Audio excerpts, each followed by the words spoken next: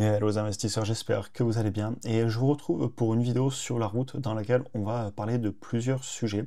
Je vais ouvrir les onglets au fur et à mesure parce que j'ai pris pas mal de notes. Et on va parler de la hausse des marchés qui a eu lieu notamment lundi et pourquoi ça ne m'étonne pas. Ensuite, rapidement, on va passer sur une entreprise qui vient de rentrer du Bitcoin au bilan. Et je vous dirai pourquoi j'en parle dans cette vidéo. Et en fin de vidéo, on va revenir sur Sodexo car elle m'a été évoquée par un membre de formation qui a aussi vu des choses à dire sur cette entreprise suite à un article qui est passé dans les journaux spécialisés. J'ai tenu à maintenir 3 vidéos par semaine car je suis en déplacement, ce que je vous disais en début de vidéo, et normalement ce week-end retour à la normale pour ensuite un mois d'avril qui va être plein de projets. Donc au niveau du Nasdaq, si je vous le mets ici là sur 5 jours, on voit qu'il s'est repris de plus de 3,5%, ce qui est quand même des mouvements assez violents pour le Nasdaq, surtout ici vous voyez sur une journée on a eu lundi une belle hausse, et par contre si je vous le mets là sur un mois, on voit qu'il a baissé de moins 4%, donc en fait on a fait une baisse de moins 8%, même un petit peu plus si je remonte à un petit peu plus d'un mois, et là il s'est repris de 5%. Et ça on en reparlera plus tard, mais je suis pas du tout étonné, et en plus ça prouve que les marchés peuvent être assez volatiles. Par contre la tendance sur le long terme, on la connaît, regardez, je vais vous le mettre sur le 5 ans, le Nasdaq, on a fait bientôt x3.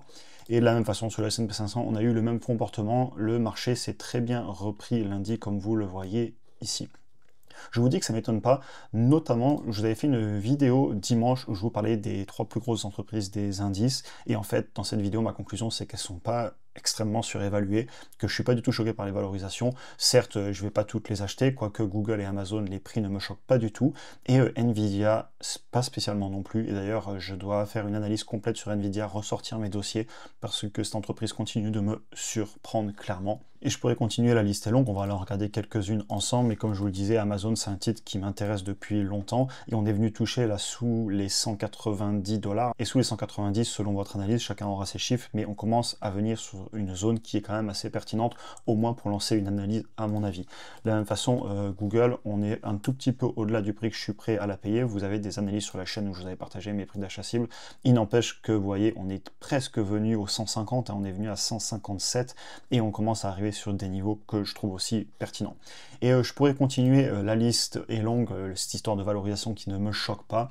Il y a un moment, il ne faut pas s'étonner que les marchés repartent et time in the market beats timing the market. Essayer de trouver les points hauts, de trouver les points bas, de rentrer, de sortir, c'est du trading. Honnêtement, je préfère rester positionné et attendre les baisses pour justement ne pas rater les meilleures journées en bourse, parce que là, les journées qu'on a, il ne faut pas les rater, surtout sur certaines entreprises. D'ailleurs, si je reviens un petit peu sur les valos, il y a un moment sur certaines entreprises, il ne faut pas non plus déconner. Si je retourne voir d'autres titres que j'ai en portefeuille, par exemple IMS, vous voyez, on est venu toucher au niveau des 30-31 $. Et puis on peut continuer, il y a Tesla qui s'est très bien repris aussi, des très belles journées, et pas étonnant non plus quand vous voyez les niveaux où elle avait corrigé. Je pourrais continuer, la liste est longue, c'est pas l'objectif de cette vidéo, mais il y a un moment, profitons-en. Quand on a des titres qui baissent, on peut acheter. J'ai été à l'achat sur plusieurs titres. Pareil, on pourrait parler du NAV sur MSTR qui avait quand même beaucoup baissé, de LFMD, etc. Donc voilà, il y a pas mal de titres dont j'ai déjà parlé sur la chaîne. Mais quand ça corrige, je ne vais pas m'amuser à paniquer quand on a une correction de 10%. Faut pas oublier que ça arrive pratiquement tous les ans. C'est normal, il faut s'y faire. Vous voyez qu'une correction comme ça de 13%, c'est pas choquant sur le Nasdaq, c'est normal et ça crée des opportunités et tant mieux. Deuxième partie de la vidéo, cette vidéo va être plus longue que prévu, je fais encore des tangentes. GameStop a annoncé qu'ils allaient mettre du Bitcoin au bilan, tout simplement parce que c'est une entreprise qui a beaucoup de cash, qui avait levé du cash quand elle avait été soutenue par les investisseurs particuliers à l'époque, mais vu qu'on est sur un business model qui est en difficulté, qui est vieillissant notamment, eh bien il y a un moment, ils sont en train de choisir une stratégie. Et ça, si je vous en parle, c'est parce que quand on a beaucoup de cash, et qu'on est sur un business model qui est en déclin, sans trop de solutions, ben dans ce cas-là, généralement, les entreprises peuvent décider de racheter d'autres entreprises, d'essayer de nouveaux business models, d'investir, mais il y a aussi les entreprises qui vont tout simplement décider de racheter des actions, de payer un dividende et de continuer leur petite vie tranquille, même si le business est en difficulté, d'essayer de survivre. Mais quand on a beaucoup de cash, quand on a levé du cash, eh bien certains vont choisir de l'investir. Ça peut être dans des obligations, ça peut être dans de l'or, ça s'est fait sur certaines entreprises. Ils peuvent aussi, comme je vous disais, faire des M&A, donc tout simplement acheter des entreprises pour aller chercher de la croissance dans d'autres business. Et de plus en plus, on voit les entreprises qui commencent à pâtir sur les alternatives, comme d'ailleurs a pu l'être l'or à l'époque, mais aujourd'hui par exemple ça peut être sur le Bitcoin. Et je trouve ça très amusant. notamment parce qu'on commence à avoir ces infos qui arrivent dans des médias spécialisés. Là, on n'est plus en 2020 où c'était des choses beaucoup plus anecdotiques. Et d'ailleurs, vous savez que depuis 2020, personnellement, je défends le discours de pourquoi pas avoir 1%, 2%, 0%. Chacun prendra ses décisions. Il y en a qui ne veulent pas y toucher et je comprends. Mais quand je vois le Bitcoin, quand je vois les risques asymétriques, quand je vois que j'ai commencé en mars 2020 et où on en est aujourd'hui, je me dis, et si? Et si les risques asymétriques, c'était pas vers le bas, mais vers le haut?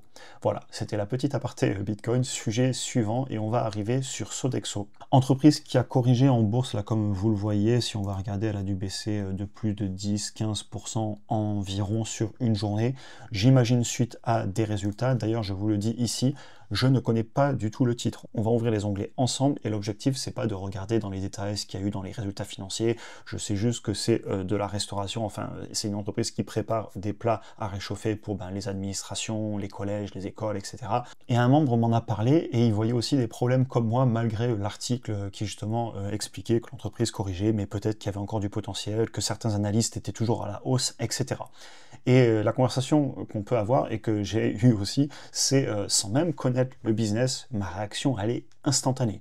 On est dans l'alimentaire, on va avoir beaucoup de main-d'œuvre, on va avoir des gros contrats clés et donc des risques de concentration sur certains clients, des marges très certainement très faibles. On est dans l'alimentaire, sans même parler de marge nette, juste les marges brutes, elles vont être très faibles. J'ai pas regardé, je vais regarder avec vous après, on va ouvrir les onglets. Mais voilà, hélas, ma prévision, en quelques mots, je vous l'ai donnée. Et je sais que le titre a corrigé, qu'on peut avoir les gros titres, etc.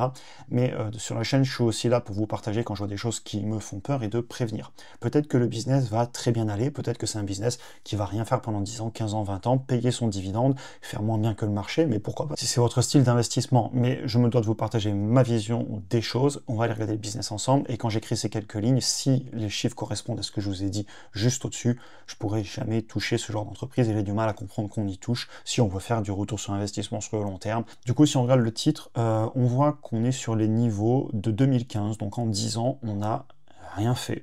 J'espère qu'il paye un dividende, parce que sinon, c'est embêtant quand même d'avoir rien fait pendant 10 ans. Bref, réaction à chaud, hein, je vous le cache pas, on va tous faire à chaud. On va aller sur mon logiciel. D'ailleurs, un logiciel que vous pouvez utiliser, premier lien en description, vous avez moins 10% pour la communauté, je vous en parle parce que j'utilise depuis des années, et du coup maintenant j'ai un lien qui vous permet aussi de soutenir la chaîne. Donc pour ceux que ça intéresse, n'hésitez pas, surtout que personnellement j'utilise absolument tout le temps. Bref, revenons à notre chiffre d'affaires sur 10 ans en composé, on a fait moins de 3% de croissance par an. Donc en plus d'un business qui, j'ai peur, aura des marges faibles, on n'a pas de croissance, enfin pas de croissance, on a moins de 3% par an. On va aller voir les marges, hein. Peut-être que j'ai eu tort, mais bon, alimentaire, beaucoup de main-d'œuvre, faut pas rêver, marge brute de 10, 11, 12%. Donc là, comment on va aller gagner de l'argent quand on n'a que 10% de marge brute et qu'on a encore plein d'autres choses à payer derrière, et vous le retrouverez là sur les marges nettes. Au mieux, on était à 3 et quelques pourcents, là, on le voit, il y a quelques trimestres, aujourd'hui, on est sous les 1%, et les flux trésorerie disponibles, on génère très peu de cash, entre 2 et 4%. Je pense qu'il va être payé en dividende, on va aller regarder, j'imagine que c'est une boîte qui est peut-être endettée, parce qu'on voit qu'il y a eu des passages difficiles, notamment en 2021 ici, en même temps, pas étonnant, on se rappelle où on était en 2021, et donc la restauration dans les administrations et les écoles avec le télétravail, je vous laisse imaginer l'entreprise comme elle a dû souffrir. Les valorisations, on les regarde d'ores et déjà, elles vont être très basses, c'est sûr, parce que pas de croissance et pas de marge. Prix par rapport au chiffre d'affaires à 0,5. C'est pas si bas que ça pour aussi peu de croissance et aussi peu de marge. Et un PER, le PER vient d'exploser puisque l'entreprise est en train de se faire détruire au niveau de ses marges nettes. Je vous ai dit, je vous fais la vidéo pratiquement en direct. Voilà, le PER qui explose, et là c'est normal puisque les marges s'écroulent. Et à l'époque, ça se payait, ça se payait quand même 15 fois, 16 fois, 25 fois. Ça se paye cher même à l'époque. Bon, ok. On va continuer, comme je vous disais, je vais essayer de faire le moins de cuts possible pour que vous ayez ma réaction à chaud.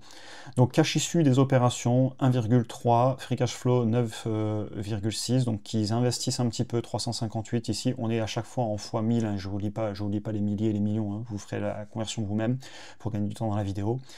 Dividende payé, ils ne peuvent pas payer le dividende. Super, on est sur une entreprise qui est certainement en train d'essayer de retenir les investisseurs comme elle peut avec un dividende qu'elle ne peut pas payer, un grand classique de courage de la direction. Maintenant, attention, il faut aller voir ce qui a été dit lors des derniers résultats. Peut-être qu'ils vont dire on est courageux, on le coupe, l'entreprise va mal, voilà, investisseurs dans cette entreprise, on vous coupe le dividende. Je ne sais pas du tout ce qui a été annoncé. Si ça a été annoncé, dites-le en commentaire, ce serait très intéressant. et on voit qu'au niveau de la dette, ben, on est en négatif, donc ça veut dire qu'ils sont en train de lever de la dette. Vous savez quoi, on va se construire un graphique ensemble, je vais vous mettre le flux de trésor, je vais vous afficher aussi ce fameux dividende qu'ils n'ont pas pu payer en 12 mois glissants. Je ne sais pas ce qui est en train de se passer pour l'année prochaine, mais là ils ne peuvent pas payer le dividende et ils viennent de l'augmenter, nom de Dieu. Balance sheet, ouais, mais hélas, je reviens à ce que j'ai dit au début, hein, avant de faire la vidéo, faut s'y attendre, il suffit de voir ce qu'ils font. Et hélas, des fois, les analyses en 5 minutes, elles sont bouclées.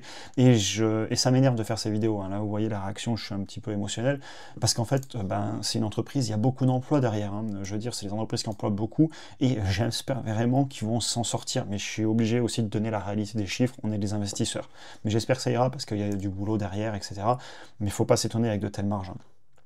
Je prends tout le cash, on va aller chercher surtout la dette long terme qui évidemment est beaucoup plus élevée que le cash en stock et que le flux de trésorerie, et on va regarder le graphique ce qu'il donne, sans même parler du rachat d'actions. Je pense pas qu'ils rachètent des actions, on peut le regarder quand même si on veut. Non, les actions sont plutôt stables, ils n'en rachètent pas. Comme ça, vous l'aurez vu au niveau de mon pointeur. Donc, l'entreprise a beaucoup de dettes. Le cash ne couvre clairement pas la dette. Le flux de trésorerie disponible, donc le cash généré, ne couvre pas le dividende clairement. Il ne couvre pas non plus, du coup, la dette. Donc, bah, dur, surtout que encore ça irait si les profitabilités repartaient à la hausse et le chiffre d'affaires aussi, sauf que notre beau chiffre d'affaires, eh ben, il fait pratiquement du surplace depuis 10 ans, pas tout à fait, mais bon, moins de 3% par an de croissance, et les marges sont en train de baisser. Donc ça va être chaud d'aller se rembourser la dette, etc. Et là, voilà, je vous ai fait une réaction rapide, on va aller regarder le dividende quand même. Ils augmentent le dividende là depuis 3 ans très fortement. Oh, j'espère que c'est pas un piège à dividende, hein, parce que le dividende, c'est compliqué pour le payer, comme on le voyait tout à l'heure, et hélas, bon voilà, si je regarde sur 10 ans par rapport au S&P 500, l'entreprise, ben, elle fait pratiquement du surplace, alors que le S&P 500, il nous a déjà fait un plus de x3. Donc il y a un moment, hélas, en tant qu'investisseur, je me dois d'être raisonnable sur ces sujets. J'espère vraiment que ça va aller pour eux, je voulais pas être trop dur, mais je suis obligé de vous faire une réaction à chaud et de l'être un petit peu. Il y a des emplois derrière, c'est pas forcément des vidéos que j'aime faire, mais d'un point de vue investisseur, hors de question que je touche, même après cette baisse là qu'on a vu, ça a baissé, malgré ça je peux pas y toucher, parce qu'en fait c'est pas un problème de prix, c'est pas un problème de valo, et d'ailleurs la valo je la trouve pas si basse que ça, hein. C'est pas un problème de valorisation, c'est un problème que je peux pas toucher ce genre d'entreprise fondamentalement. J'espère que la vidéo vous aura intéressé. Comme d'habitude, pour ceux qui veulent aller plus loin aussi dans leur apprentissage, vous avez le premier lien en description qui vous amènera vers le programme où vous avez la formation vidéo qui est vraiment la colonne vertébrale pour vous créer votre propre stratégie d'investisseur qui correspondra à votre profil. Vous avez aussi accès aux vidéos que je fais hebdomadaires de mes achats, des revues de portefeuille, de ce que je vois en ce moment sur les marchés en plus de YouTube, l'accès à mon portefeuille bourse et crypto, mes achats et mes ventes, etc. Et des appels individuels en option pour ceux qui veulent aller encore plus loin et me parler directement pour travailler ensemble sur plusieurs mois. Je vous souhaite une excellente journée et à très vite pour un prochain épisode.